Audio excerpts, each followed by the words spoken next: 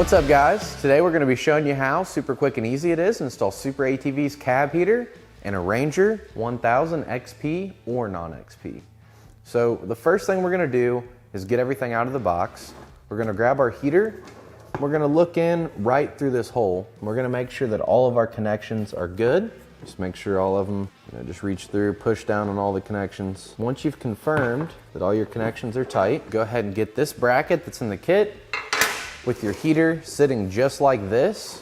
We're going to take the bracket, slide it through, get your holes lined up, just kind of hold it in place. Just grab one of your Phillips headed screws, just get it started. Do the same thing over here for the opposite side.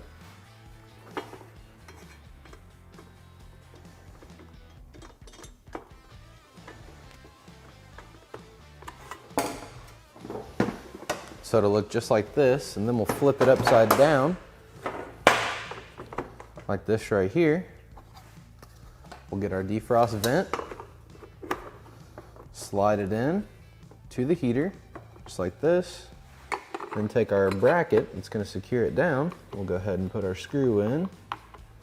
Again, we're just starting all of the hardware right now. We're not fully tightened anything.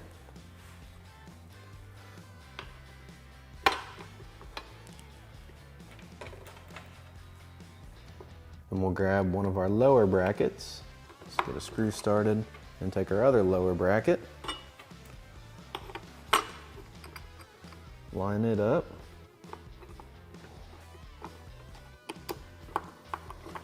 Then we're going to take one of our 6mm bolts, slide it through the bracket just like that. Start our nut. We'll do that for the opposite side over here as well. So it should look just like this. Then once we have all of our hardware started, we can go through and fully tighten all the hardware, securing the heater to the bracket.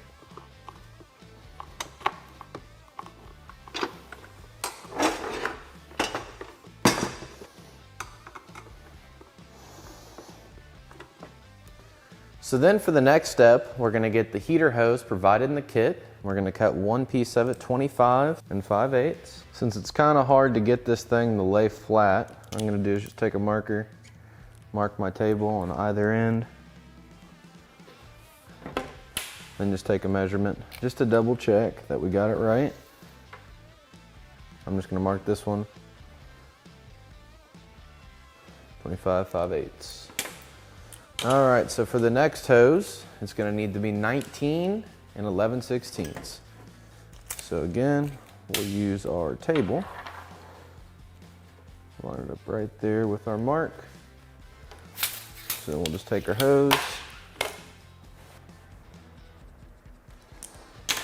We'll just cut our hose right here on our mark we made. Then we're going to go to the back of our heater. We're going to have a little plug right here. Might have to grab a pair of pliers to get it.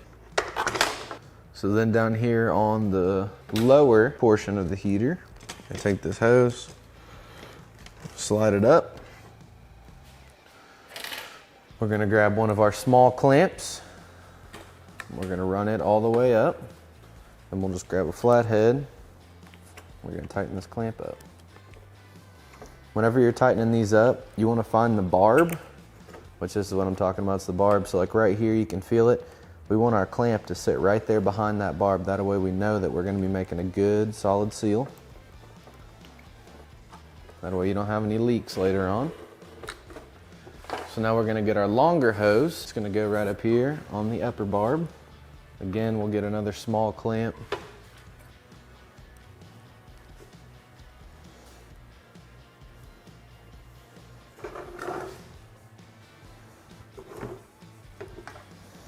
We'll go ahead and clamp this one down as well. All right, so now that we know we have both of our clamps good and tight, it's going to be time to cut our vent hose. So we're going to want to cut our vent hose here, which is this right here, 30 5/16. So we're going to do the same method. We're going to get our tape measure, mark a spot, and then we're going to measure out 30 5/16.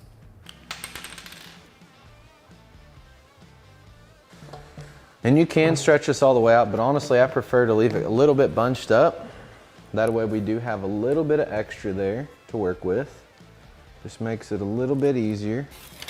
So once we get to our spot where we measured, and you can cut it so far around, but since it's all coiled, you're eventually gonna have to get a pair of side cuts and clip the wire once it gets to this point. And just come right here, cut it off. We know that this side isn't the side we're using, this side is. Go ahead and get rid of the excess. So now we're moving on into the machine. We need to take the lower portion of our vent, it just screws right apart, and we need to lay it up here on the top of the dash in front of your cup holders. And put a dot right in the center of it the best that you possibly can. Just take your hole saw, get it lined up right on that dot.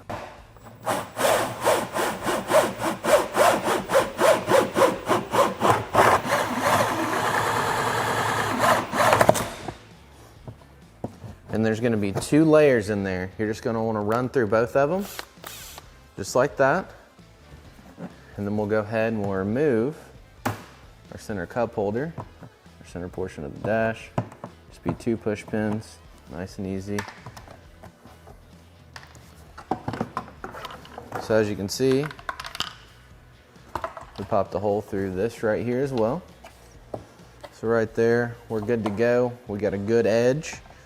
Then we're gonna come down directly below this, and you're gonna see you have kind of like a little storage area. You're gonna have 1, 2, 3 push pins on this side as well as this side in the same location. You're gonna wanna go through and remove all of these push pins.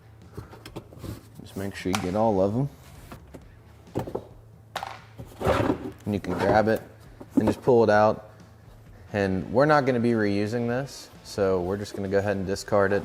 Locate the 2 half circle indentions on the firewall. Make a centered mark on the passenger side of the circle like this, then measure up and make another mark. So now that we have both lined up, we got both of our dots, we got it marked out, ready to go, we're gonna go ahead and take our 1¼ inch hole saw, which is included in the kit. We're gonna go in here and we're gonna drill the lower hole first. We're gonna make sure that we have enough clearance for whenever we drill our second hole that our holes don't hit. So we're gonna measure up, make sure that we have at least 1¼ inch from the top of this hole before we drill it.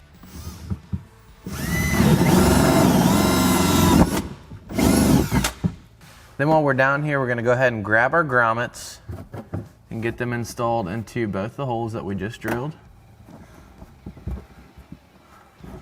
Just like that. For both of them. So now what we're gonna do is take our tape measure and lay it down in this groove right here where we previously removed our compartment. We're gonna find the center point, which is right there around 7 inches. We're gonna make a mark on that center point. What we're gonna have to do is we're gonna have to notch this area out. So I'm just gonna take a paint marker, just kind of show you guys where we're gonna have to make a notch. The exact measurement's gonna be 3 1/4, so 1 5/8 from the center on each side. So we're gonna be using a Dremel with a burr bit on it. We're just gonna go in here and we're just gonna start notching this out.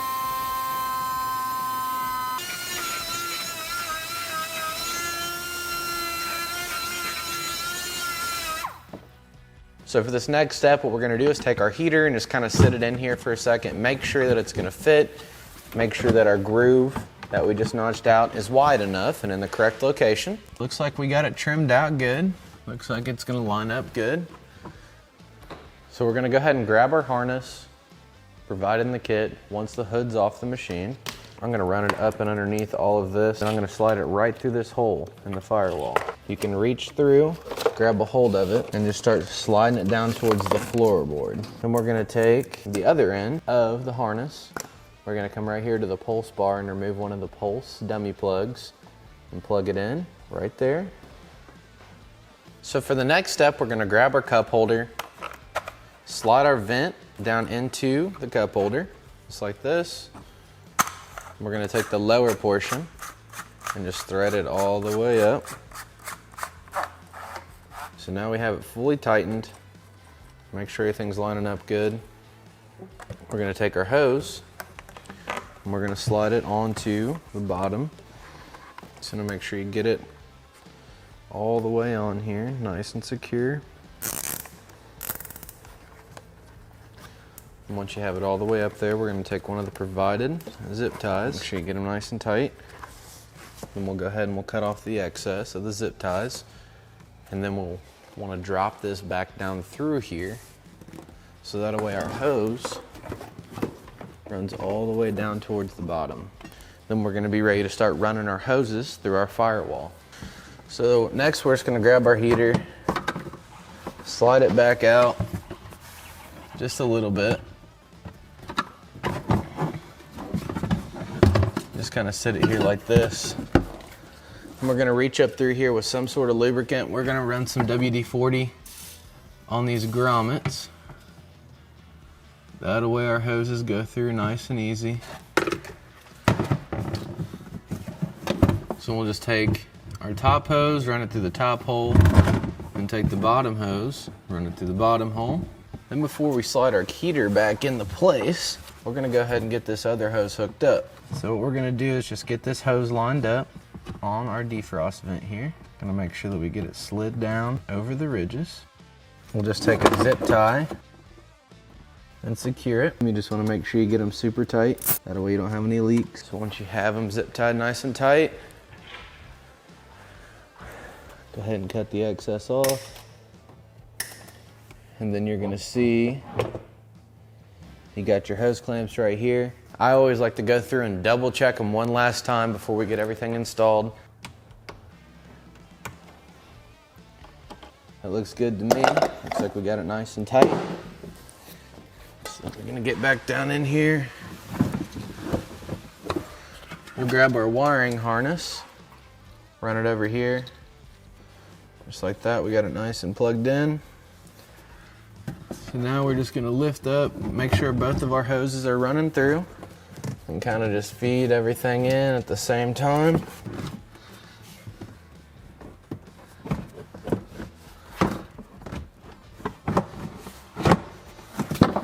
We'll come out here to the front, pull our hoses through.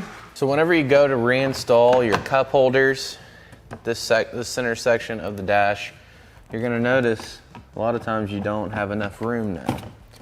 So what we're gonna do is we're gonna take our Dremel and we're just gonna open this groove up right here.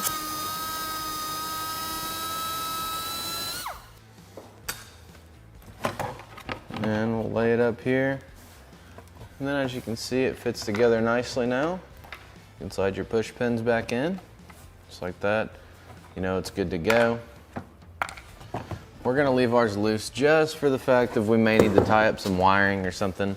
And it's not really an issue to be able to just slide this back on here, put our push pins in. All right, so for this next step, we're gonna be putting our adapter in line with the factory hoses and putting the heater hoses in line with the factory hoses. We need to lay this out on our hose in a good spot. Obviously we have a barb here and we are on the passenger side. So you know we want to at least be this far down away from it. Now these hoses were pre-cut. You know, we gave you a measurement, but that measurement we gave you was a little long. We did that on purpose. We don't want anybody to cut a hose too short or anything like that. I'm gonna go ahead and take our hose clamp that we send you in the kit. I'm gonna clamp off this hose completely. And then on the opposite side of it, I'm gonna take a pair of vice grips. I'm gonna clamp this hose off. So I got that clamped off pretty good. Obviously there's still a little bit of coolant right here in the center. I'm gonna go ahead and make a mark with my paint marker right in the center of where our hose needs to be cut. Take our razor knife, we're gonna cut it open. We went ahead and put a drain pan underneath because obviously we know it's gonna get messy. All right, so there we go. We got our coolant hose cut. Now what we need to do is get our large clamps. So we'll slide these onto the hose on both sides. Then we'll take our hose, get our adapter slid in.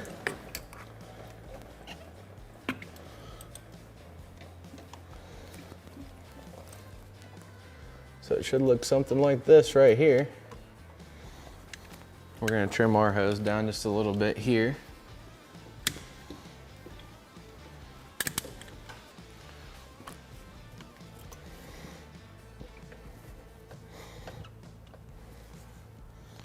So right there, our hose isn't kinked or anything. So that's gonna be solid. We're gonna get one of our smaller clamps here. And since we already have the hose on the barb fitting there, we're just gonna screw it together like that.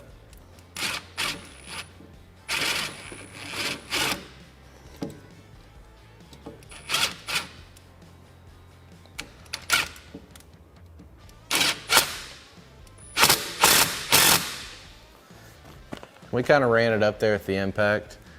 That's perfectly fine if you do that. You just want to make sure that you come back through and fully tighten it with a screwdriver. So now we're just going to go through, fully tighten all 3 of the clamps with the screwdriver. That way we know they're good and tight. We got good solid contact on all of them. We can go ahead and release our hoses on this side. We're gonna head over to the opposite side and do the same thing. Again, first thing I'm gonna do is take my hose, slide my adapter into it,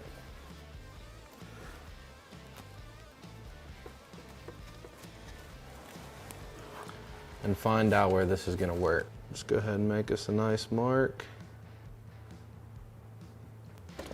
Okay, so we know that's where we wanna make our cut at.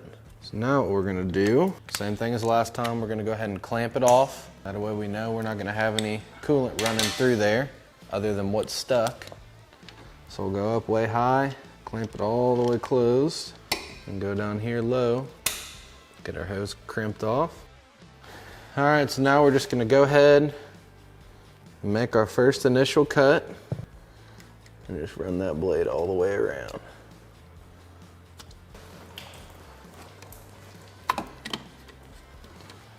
So now we already have our barb installed, or our adapter, if you want to call it that. I'm just going to go ahead and drop my clamps on, my hoses. And slide it on the top, as well as the bottom.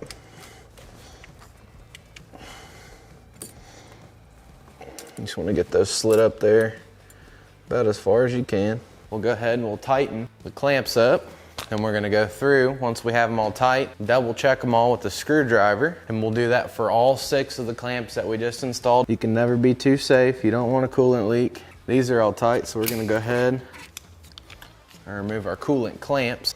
All right, so now we're gonna come back inside. We're gonna grab all 4 of our 8mm bolts with our nylock nuts. It's gonna be the only 4 bolts you have left that are the same, and the only nuts you have left in your kit. And you're gonna notice you got 4 mounting holes here. You just have to kind of shove your arm up through, underneath the dash, get them started. Once you have all of them installed, just go ahead and fully tighten them. So once you have all your wiring lined out, all your hoses tied up, everything's fully tightened, it's time to get the coolant system bled. Now this can take some time, you know, it can take 3 hours, it can take an hour. It all depends on how much luck you're gonna have with doing it. Sometimes it goes by fast, sometimes it does not. So what we're gonna do is we're gonna take our blue hose clamps, and we're gonna go right here on the driver's side and the inlet radiator hose. We're just gonna go ahead and crimp that off completely. Then what we're gonna do is we're gonna go ahead, come over here to our radiator cap, and we're gonna fill our radiator completely up with our coolant. So once we have it completely full, we're gonna hop in the machine. We're gonna rev it up to 3,000 RPMs. We're gonna hold it there until the fan kicks on. Once the fan kicks on, we're gonna come out here, remove our pliers, and we're gonna continue doing that. And then after we get it heated up good enough, shut the machine down, come out here and take your cap off. It's gonna heat soak it. And just continue that process over and over. You know, take it for a nice drive, get it warmed up, bring it back, take your cap off, and continue doing that. If you're still not having any luck getting the system bled, you can jack the front of the machine up. That way all the air in the coolant system comes to your cap. So let it heat up, take your cap off with the front end of the air. A lot of times you just continue doing that. After a while you will get it bled. Again, it does take some time. We're not gonna show you 2 hours of us trying to get this machine bled. We're just gonna give you a few tips and tricks on what you need to do to get yours bled. So once you've got your coolant system bled, you've went through, made sure that there's no leaks, you're ready to heat up the trails. For more information on SuperATV's cab heater or any of SuperATV's great products, feel free to give us a call at 855-743-3427 or check us out online at superatv.com. Thanks for watching, and we'll catch you next time.